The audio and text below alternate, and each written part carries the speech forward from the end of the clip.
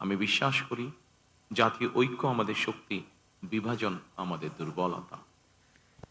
প্রিয় দেশবাসী, জনমনে সৃষ্ট সকল সংশয় কাটিয়ে শেষ পর্যন্ত দেশে শান্তিপূর্ণভাবে একটি অবাধ, সুষ্ঠু এবং নিরপেক্ষ নির্বাচন অনুষ্ঠিত হয়েছে।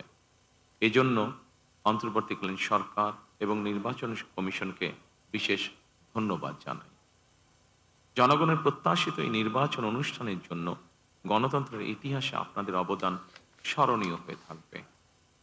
নিরপেক্ষ নির্বাচন অনুষ্ঠানের সঙ্গে সংশ্লিষ্ট বিচারিক কর্মকর্তা, জনপ্রশাসন, সশস্ত্র বাহিনী এবং আইন শৃঙ্খলা বাহিনীর সকল কর্মকর্তা, সদস্য এবং রিটার্নিং অফিসার, সহকারী রিটার্নিং অফিসার, প্রিজাইডিং অফিসার, সহকারী প্রিজাইডিং অফিসার এবং পোলিং অফিসার সহ সংশ্লিষ্ট ব্যক্তিবর্গ, আপনাদের আন্তরিকতা এবং দায়িত্বশীল ভূমিকা ছাড়া অবাধ এবং সুষ্ঠু নির্বাচন সম্ভব হতো না।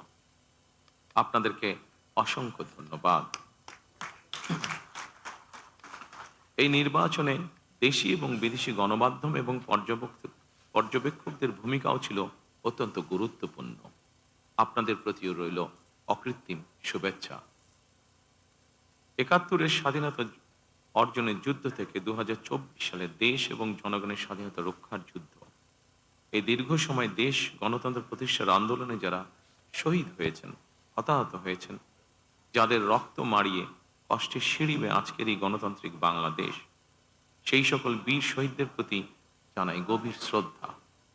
মহান আল্লাহ দরবারে তাদের মাগফিরাত কামনা করছে। যারা মানুষের অধিকার প্রতিষ্ঠার সংগ্রামে প্রাণ দিয়েছেন, হতাহত হয়েছেন, দেশের গণতান্ত্রিক আমি জনগণ আপনাদের ভূমিকাকে গভীর শ্রদ্ধার সঙ্গে স্মরণ করবে ইনশাআল্লাহ। প্রিয় দেশবাসী, জনগণের রায় পেলে বিএনপি রাষ্ট্র মেরামতের রূপরেখা উপস্থাপন করেছিল। অন্যান্য গণতান্ত্রিক দল এবং সারা দেশের জনগণের সঙ্গে মত বিনিময়ের মাধ্যমে ৩১ দফা প্রণয়ন করেছিল।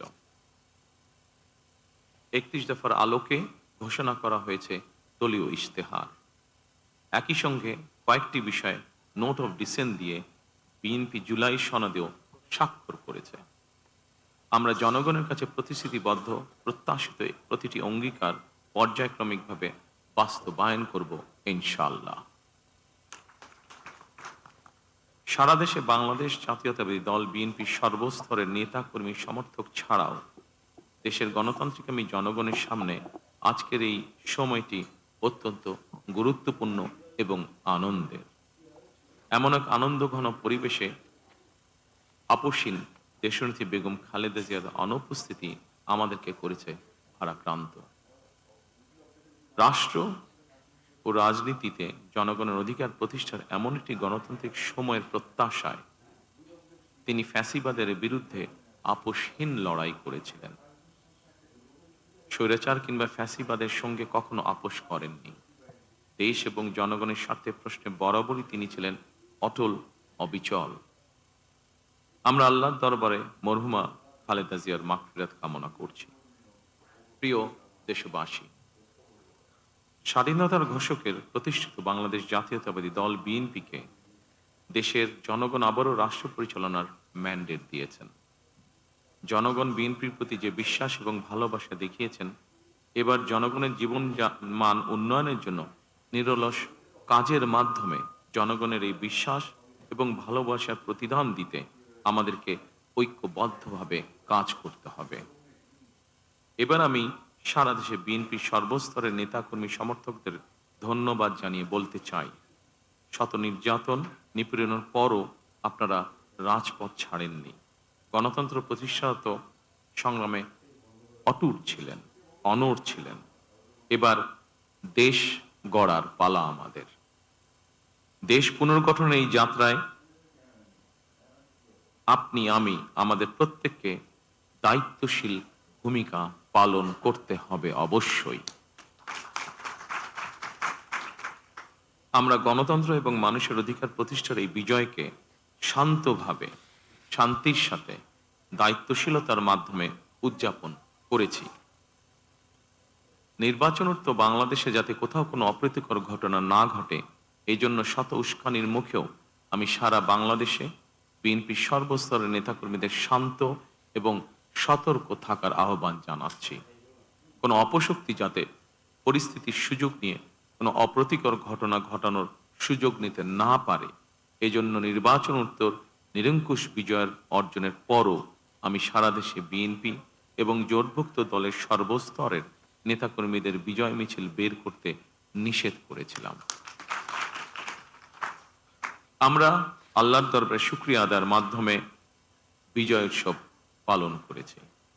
আমার বক্তব্য স্পষ্ট, যে কোনো মূল্যে অবশ্যই শান্তি এবং শৃঙ্খলা বজায় রাখতে হবে। কোনো রকমের অন্যায় কিংবা বিয়ানি কর্মকাণ্ড আমরা বরদাস্ত করব না। দলমত, ধর্ম, বর্ণ কিংবা ভিন্ন মত যাই থাকুক, কোনো অজুহাতে অবশ্যই দুর্বলের উপরে সবলের আক্রমণ আমরা মেনে নেব না। ন্যায়পরায়ণতা হবে আদর্শ।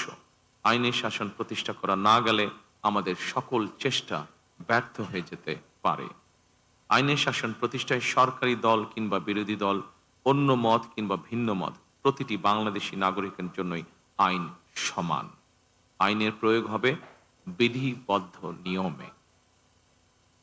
নির্বাচনে একে অপরের বিরুদ্ধে কিংবা এক দল আরেক দলের বিরুদ্ধে প্রতিদ্বন্দ্বিতা করতে গিয়ে নির্বাচনের মাঠে হয়তো কোথাও কোথাও নিজেদের মধ্যে ভুল বোঝাবুঝির সৃষ্টি হয়ে থাকতে পারে।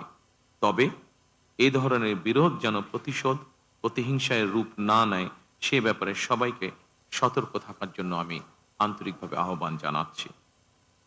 দেশে গণতান্ত্রিক জনগণের প্রতি আমার আহ্বান, আসুন যেভাবে আমরা গণতন্ত্র প্রতিষ্ঠার লড়াইয়ে ভূমিকা রেখেছিলাম, একইভাবে এবার দুর্নীতি এবং আইন শৃঙ্খলা নিয়ন্ত্রণ এবং জনগণের প্রতি জবাবদিহিতার মাধ্যমে আমরা বাংলাদেশকে একটি নিরাপদ মানবিক বাংলাদেশ হিসাবে প্রতিষ্ঠার জন্য যে যার অবস্থান থেকে আমরা ভূমিকা রাখি।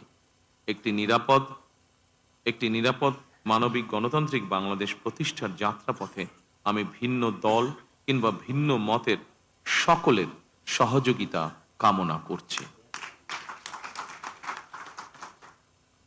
বিশ্বের সকল গণতান্ত্রিক শক্তি, সকল প্রবাসী বাংলাদেশী এবং দেশের স্বাধীনতা প্রিয় জনগণের প্রতি আবারও বিজয়ের অভিনন্দন এবং ধন্যবাদ জানিয়ে আমার বক্তব্য শেষ করছি। আল্লাহ হাফেজ।